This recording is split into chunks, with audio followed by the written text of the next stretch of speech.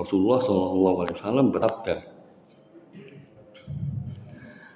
An Abi Umamah Al-Bahili qala Rasulullah SAW al-qulubu la tasda'u kama yasda'u hadid. Qila ya Rasulullah wa ma jalauha qala qiraatul Qur'an wa dzikrul maut. Dari Abu Umamah Al-Bahili radhiyallahu anhu, dia berkata, Rasulullah SAW bersabda, semua hati itu berkarat sebagaimana besi berkarat. Dikatakan, ya Rasulullah, apakah pembersihnya? Rasulullah menjawab, membaca Al-Quran dan mengingat mati. Jadi yang sudah kita sampaikan, kalau dalam diri kita ada penyakit tamak, penyakit rakus, penyakit cinta dunia yang akan menyertai dalam kehidupan kita, maka kalau kita mencoba untuk qanaah sulit, mungkin hantaman dunia medsos menggambarkan hidup pencitraan yang menggambarkan seolah-olah orang kaya itu menjadi pujaan, menjadi sanjungan, kita merasa iri dan ingin seperti itu. Kita belum bisa qanaah, maka kita harus mengingat mati. Karena mati itu jika saatnya tiba tidak bisa dimundurkan sesaat pun atau dimajukan sesaat pun, dan di mana kita akan mati kita tidak tahu, dalam posisi apa kita mati kita tidak tahu, dengan cara bagaimana kita mati kita tidak tahu. Karena itulah shock terapi agar kita tidak terkena penyakit wahan, agar kita tidak memiliki rasa rakus tamak, dan agar kita tidak lagi mengejar dunia dengan membabi buta. Kita bekerja, kita semua ingin mendapatkan hasil, tapi hasil yang bagaimana? Hasil yang berkah, yang membawa keberkahan, yang mampu membasuh hati ini menjadi tidak berkarat, memang mampu melancarkan dalam meningkatkan keimanan dan ketakwaan.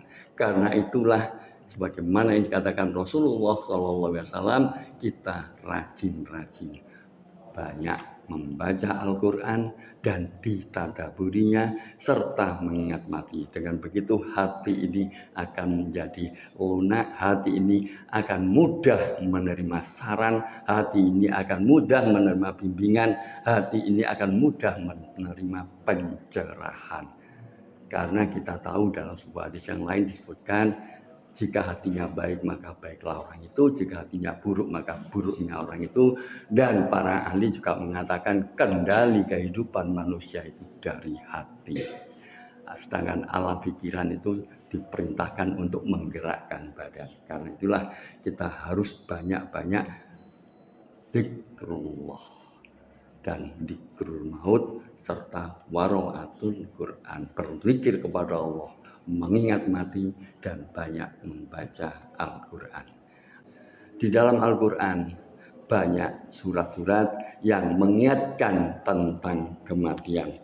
Yang pertama, Quran surat Al-Munafiqun ayat 11. Wala yu'akhkharullaha nafsan idza jaa ajaluha wallahu khabirum bima ta'malun. Dan Allah sekali-kali tidak akan menangguhkan kematian seseorang apabila telah datang waktu kematiannya, dan Allah Maha mengenal apa yang kamu kerjakan. Kemudian di dalam Quran surat Al-Jumu'ah ayat 8. Qul innal mautal ladzi tafirruna minhu fa innahu malakikum summa turadduna ila alimil ghaibi wasyahadati fayunabbiukum bima kuntum ta'malun. Katakanlah, sesungguhnya kematian yang kamu lari daripadanya, maka sesungguhnya kematian itu akan menemui kamu. Kemudian kamu akan dikembalikan kepada Allah yang mengetahui yang gaib dan yang nyata. Lalu Dia beritakan kepadamu apa yang telah kamu kerjakan. Juga di dalam surat Al-Qiyamah dari ayat 26 sampai dengan ayat 30. kalla idza balaghatil taraqiyya baqila marraq wa dhanna annahul firaq wa tahiyatis saq bisaqila rabbika yauma idzil masaq. Sekali-kali jangan apabila nafas seseorang telah mendesak sampai ke kerongkongan dan dikatakan kepadanya siapakah yang dapat menyembuhkan, dan dia yakin bahwa sesungguhnya itulah waktu perpisahan dengan dunia, dan bertaut betis kiri dan betis kanan kepada Tuhanlah pada hari itu kamu dihalau. Juga ada lagi di dalam surat An-Nahl ayat 32. Alladzina tatawaffahumul malaikatu thayyibina yaquluna salamun alaikum udkhulul jannata bima kuntum ta'malun, yaitu orang-orang yang diwafatkan dalam keadaan baik oleh para malaikat dengan mengatakan kepada mereka, salamun alaikum, masuklah kamu ke dalam surga itu disebabkan apa yang telah kamu kerjakan.